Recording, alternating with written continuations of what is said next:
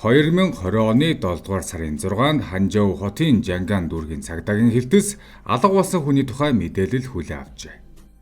Сью Гуоли эхнэрээ сургаггүй болсныг мэдгдсэн аж хосууд аз жаргалтайгаар гэрэлтэж 3 хүүхэдтэй болсон талаар Сью Гуоли интернетэд бичлэг тавьж уйлан хайлан ярьсан нь ард иргэдэд энэ хүн үнэхээр хайртай эхнэртэй санаа зовж байна.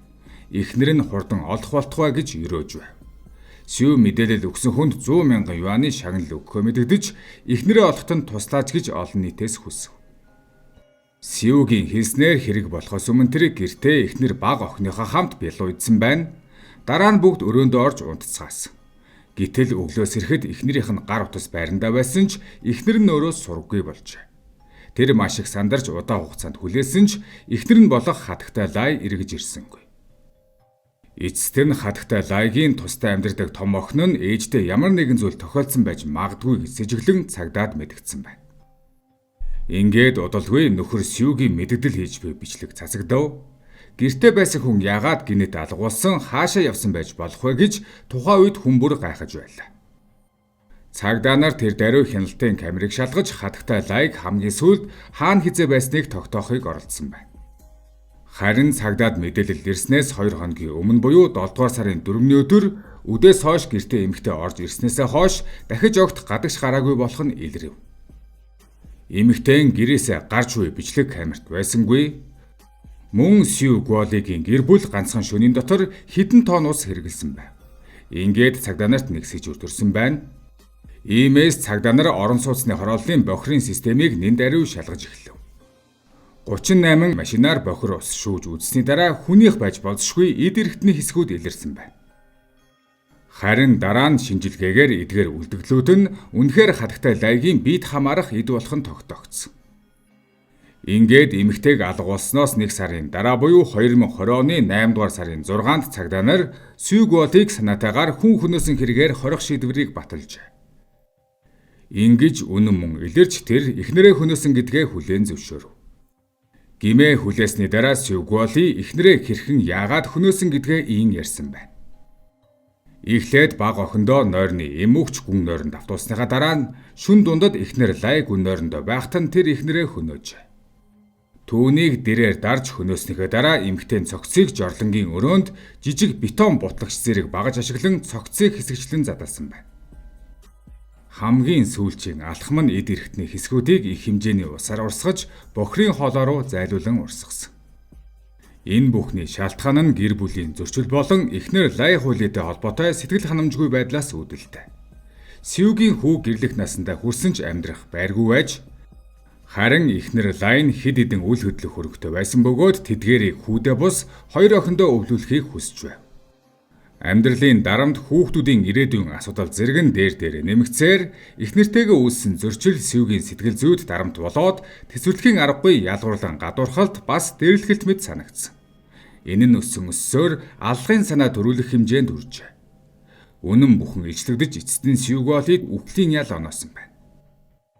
Гэхдээ хатагтай Лай болон түүний гэр бүл энэ аимшигт хэрэг төрсөн цорын ганц хохирогчд биш байв. Тэдний амьдарч байсан байшин бүхэлдээ сүнстэй байр хэмээн нэрлэгдэх болж өнөө хүртэл эзэнгүй хаягдсан хിവэр. Хэрэг гарснаас 5 жил өнгөрсөн ч түрээслэгчид болон оршин суугчид энэ айцаад авахд хэцүү хിവэр байгаа аж. Хэрэг гарсны дараахан ойр орчмын хурцүүд боломжтой бүхэн нүүн гарсан. Үлдсэн хүмүүсийн их нь олон жил амьдарч ирсэн байнгын оршин суугчид байсан. Орчин үеийн хятадуудыг материалист үзэлтэй сүнс бурхан гэж итгэдэггүй хүмүүс гэж үздэгч ерөнхийдөө аль нэг айлт гинтийн үхэл эсвэл томоохон эрүүгийн хэрэг гарсан бол хүмүүсийн дотор тэр байрыг сүнстэй байр гэж нэрлэх ойлголт автоматар төрдөг аж. Хүмүүс ийм газрыг азгүй муу ёрын гэж үзэх нь гарцаагүй. Эхнэрээ хөнөөсөн хэргийг эцэслэн шалгаж алуурчныг хуулиасаар шийдгэсэн. Харин 2021 онд нэгэн сэтгүүлч тухайн хорооллын оршин суугчид худалдаачид болон ойр орчмын дэлгүүрүүдийг сурвалжилжээ. Тэр үед хэрэг гарсан байрны үүдэнд битүүмж тавьсан байсныг сэтгүүлч харсан байна. Харин хөрш айлууд нь үүдэндээ толь болоод айхөө буюу хортмуу ёрыг дарах зориулалттай өвс үлгсэн байсан бөгөөд хажууд нь нэг ширхэг чихрийн нишинг тавьсан байв. Сэтгүүлчийн үзэж буйгаар энэ байшинд хэн нэгэн хүн амьдарч байгаа нь тодорхойж, хэрэгтэй холбоотойгоор тодорхой хэмжээнд оршин суугчдад сэтгэл зүй нөлөө үзүүлжээ. сэтгүүлч энэ байрнаас хэргийн дараа олон хүмүүс нүүж гарсныг олж мэдсэн байна. Үлдсэн цөөхөн хідэн айл амьдарч байгаа ч тэд хэрэгтэй холбоотойгоор баггүй түгшүүртэй айдастай хэвээр байдаг гин. Эцсийн эцэст энэ хэрэг тухайд уус даяар шууган тарсан бүгд мэддэг анхаарал татсан хэрэг байсан тул тэнд амьдарч буй хүмүүст айдас төрх нь ойлгомжтой байлаа. Интернет орчинд ч мөн айдас түгшүүрийг өдөөсөн янз бүрийн цуурхал хэтрүүлэг олон гарч ирсэн байна. Цаг хугацаа өнгөрөх тусам ийм яриа мэдээлэл нь нүүж гарахаар бодож байсан орсон суугчдад улам их нөлөө үзүүлж ингэснээр тухайн хороолол эзгүй хүнгүй мэд нам гүн болжээ. Уухта инээд баясал амьдралын чимээ дүүрэн байх ёстой байсан тэр давхар айдас түгшүүрийн орон зай болон хувирсан байна. Оршин суугчид бүгд айдастай тайван бус байдалд орсон. Хорооллын удирдлага болон барилга хөгжүүлэгч компаниуд энэ асуудлыг шийдэх гэж олон янзын арга сэтэж байрнуудаа худалдах, түрээслэхийн тулд бүхнийг хийж үзв. Эхэндээ оршин суугчдын аюулгүй байдлыг хангах үүднээс хорооллын удирдлагууд нэмэлт хамгаалтын арга хэмжээ авч олон тооны хяналтын камер суурилуулсан байна. Мөн оршин суугчдын сэтгэл зүйн айцыг дарахын тулд бомбын шашны лам өрн ирүүлж ариусгах ёслол гүйцэтгсэн ч энэ нь төдийлөн үр дүнтэй байж чадаагүй. Ингээд хамгаалтын эргүүлийн давтамж хугацааг нэмэгдүүлэн энэ байр аюулгүй айцгүй газар гэдгийг батлах гэж оролцоор байгаа. Хүмүүсийн сэтгэл зүйн айц төгшүүрч тийм амархан арилдаггүй. Хороололд түрээсийн зар улам олширч байгаа ч хүнд байдал үргэлжилсээр. Байрны эзэдч өөрсдөө хэцүү байдалд орсон. Тэд худалдан авсан байранда амьдарч чадахгүй түрээслэх гэж оролцсон ч хүмүүс түрээслэхээс татгалзаж байгаа тул олох ёстой байсан орлого нь бүр мөсөн алга болов. Манай Монголд ч ноцтой хэрэг гарсан хэд хэдэн хотхныг бид мэднэ. Энэ хотхонд хүмүүс амиа хорлдог, тэр хотхонд үргэлж элдв аллага гардаг гэж хаа нэгтээ дэрэгдүүр нөмөрхтөө ярилцахад дотор чихүүдс төрхөн бий. Гэмт хэрэг гарсан байр орон сууцнаас хүмүүс айждуулах шалтгаан нь сэтгэл зүй, соёл уламжлал, итгэл үнэмшилтэй гүн холбоотой байдаг. Хүн төрлөختөнд аюултай орон зайг зүүн совингороо зайлсхийх хандлагагүй. Хэрвээ тухайн байранд хүн амны хэрэг, осол эсвэл зовлгүй явдал болсон гэдгийг мэдвэл тэр орон зайг аюул зовлонтой холбож ойлгоно. Тиймээс логикоор аюулгүй байсан ч сэтгэл зүйн тухтай байж чаддаггүй. Олон соёлд тэр дундаа Монголд, Хятад, Солонгос зэрэг Азийн орнуудад хүн гинэд нас барсан газар нь сүнс тогтдог, амьгүй орон зайд муу энерги үлддэг гэсэн итгэл байдаг. Ийм итгэл нь хүмүүсийг тухайн байрнаас зүгээрэл мухар сүсгэрч гисэн холдуулахад хүргэдэг. Хэрэг гарсан байр нь үл хөдлөх хөрөнгийн зах зээл дээр муу түүхтэй байр гэж нэрлэгддэг. Хүмүүс ийм газар амьдрахыг хүсдэггүй учраас үнэн нь эрс унаж түрээслэгч жолдохгүй болдог. Зарим хүн айдсаас илүү эдийн засгийн шалтгаанаар эрсдэлтэй хөрөнгө оруулахыг хүсдэггүй. Ийм байр хороолол нь олон нийтийн сүлжээнд хэлэлцэгдэж, сүнстэй байр аимшигын байр гэх мэт нэр авдаг. Энэхүү муу нэрийн дарамт нь хүмүүсийг сэтгэл зүйн хувьд зүгтаахад хүргэдэг. Хүн бүр аимшигын түүхтэй газар амьдарч байна гэж бусдаар хэлүүлэхийг хүсдэггүй.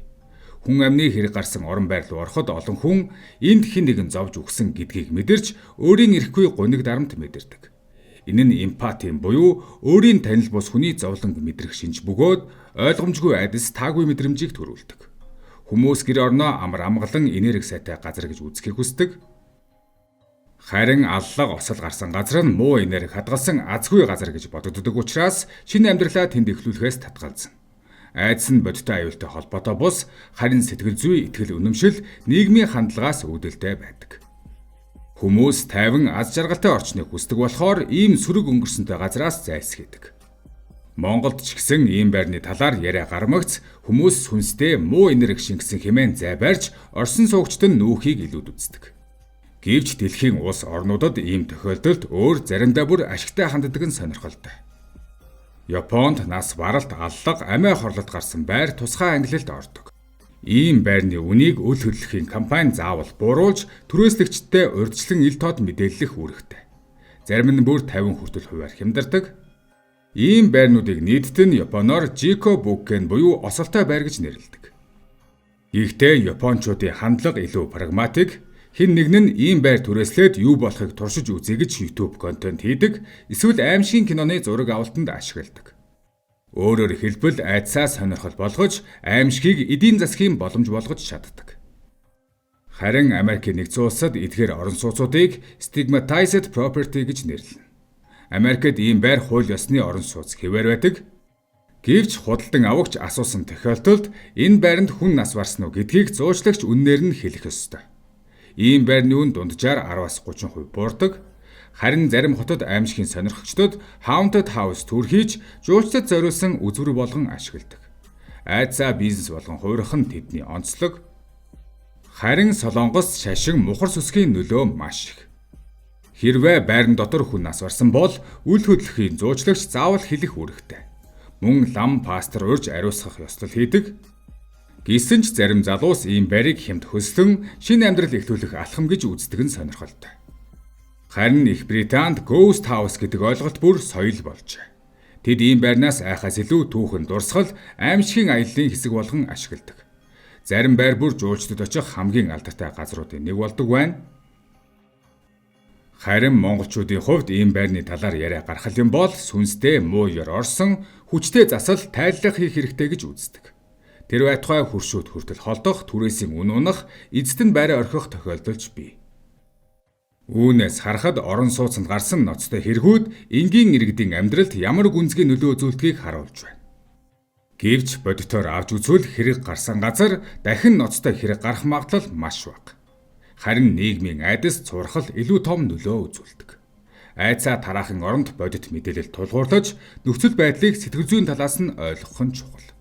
Бидний айдас бол заримдаа үл үзэгдэх сүнс биш, харин нийгмийн сэтгэл зүйн тусгал юм а.